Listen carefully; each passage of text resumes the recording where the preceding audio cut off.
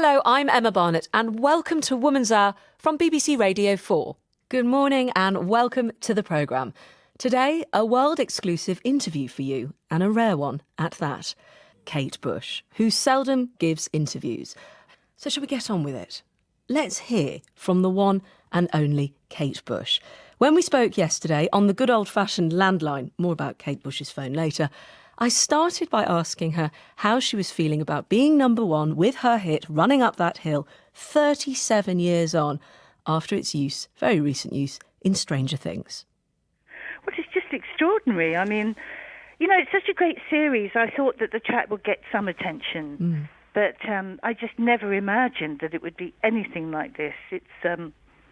It's so exciting, but it's quite shocking, really, isn't it? I mean, the whole world's gone mad.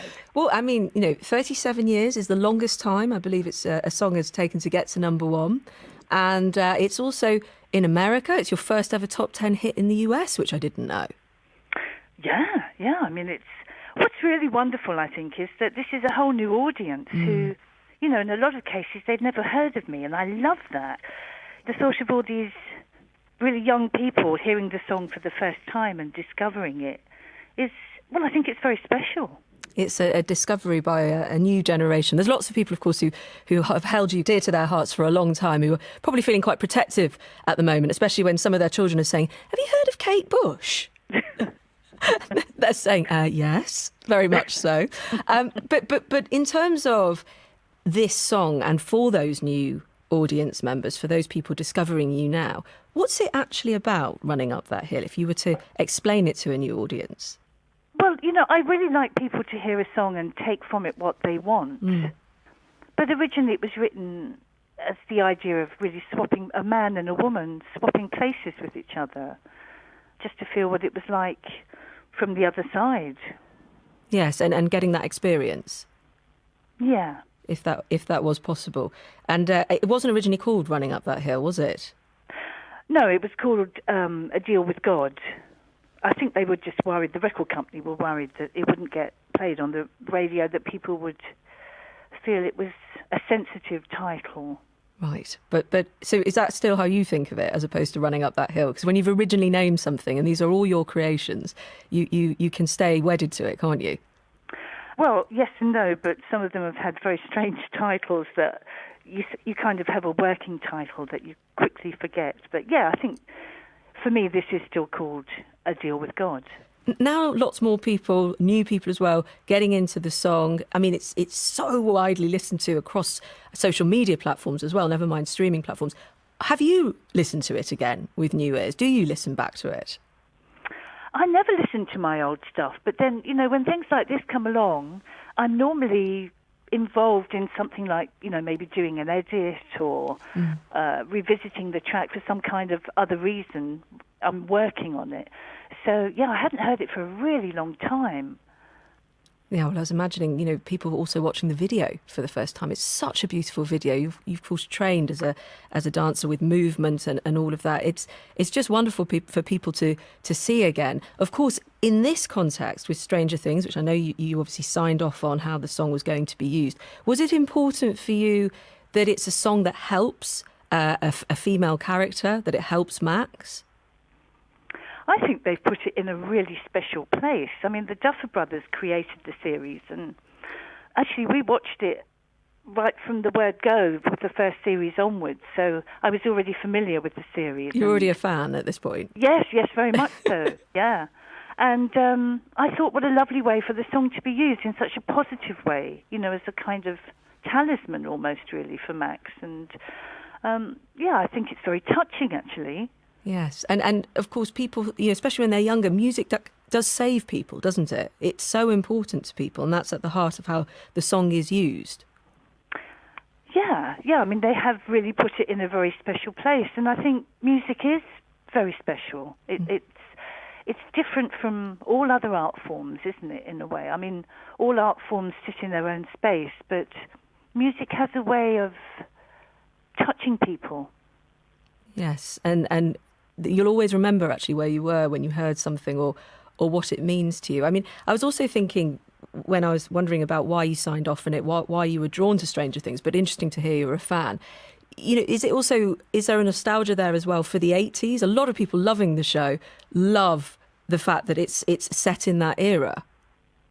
Yeah, I think it was a great time. I mean, there was some great music in the 80s, but I think it's an incredibly exciting time we're in now. I mean, okay, so it's an awful time on a lot of levels for people, very difficult, but it's also a time when incredible things are happening. Technology is progressing at this incredible rate that's pretty overwhelming, really. But, there's so many advances in medicine and there are positive things. You just have to look a bit harder to find them at the moment, I think. Well, I mean, if we're just looking at the technology in you, I mean, running up that hill as a hashtag is all over social media platforms. On TikTok, running up that hill's had more than 616 million views.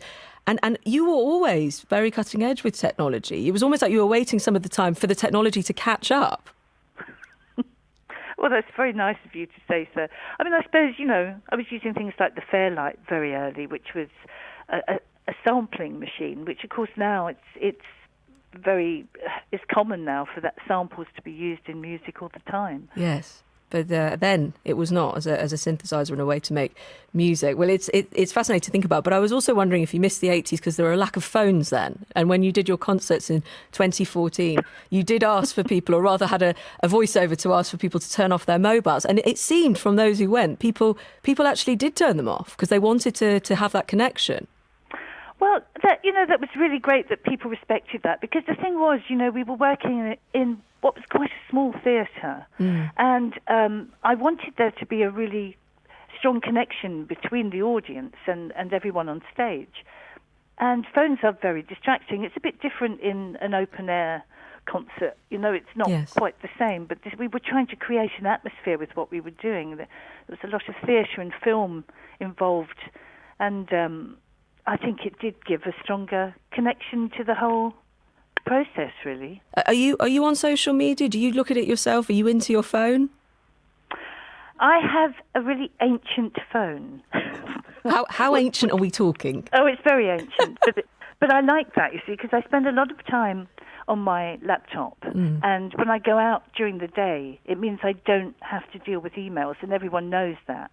So I just get texts and calls on my phone, and it means that I have a bit of peace.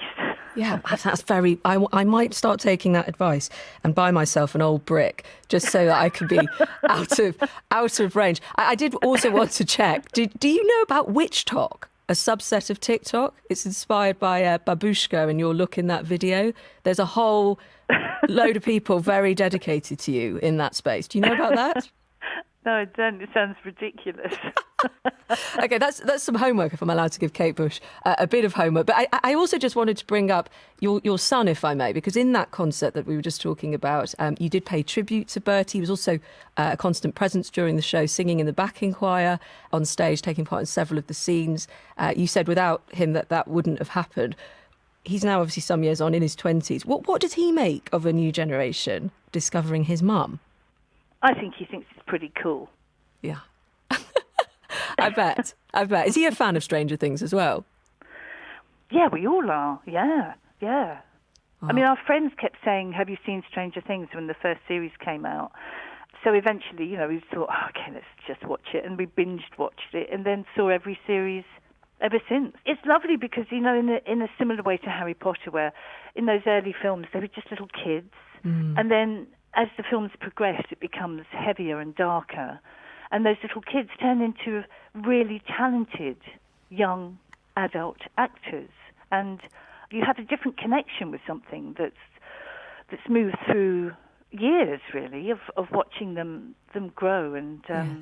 Have you watched it? Do you yes, watch it? It's actually prescribed watching in my house. My husband's completely addicted to it, and he already loved you, but was very excited to see that cassette go in, and also have the memory of the Walkman that we both remember very well. And I was also thinking, what did Kate Bush do during lockdown? And perhaps you were binge watching like the rest of us, our favourite TV shows. Was that the order of the day in the Bush household? Who wasn't? That and gardening. And a bit of kitchen disco. Are you still into the moves? Gardening's my thing now, I think. Well, Kate Bush, it is absolutely lovely to talk to you. Let me just read you one final thing. I did mention some of your original fans, thinking about this new generation finding you. And one person wrote, Kate Bush did not go through Wuthering Heights, run all the way up that hill to make a deal with God. Shout babushka for you all to be finding out about her in 2022. What do you make of that? I just want to say, well, thank you very much. Thank you to everyone, because it's just, it's just extraordinary what's happening, and it's very exciting. And thank you, Emma. Thank you for giving me the time to say thank you to everyone, and,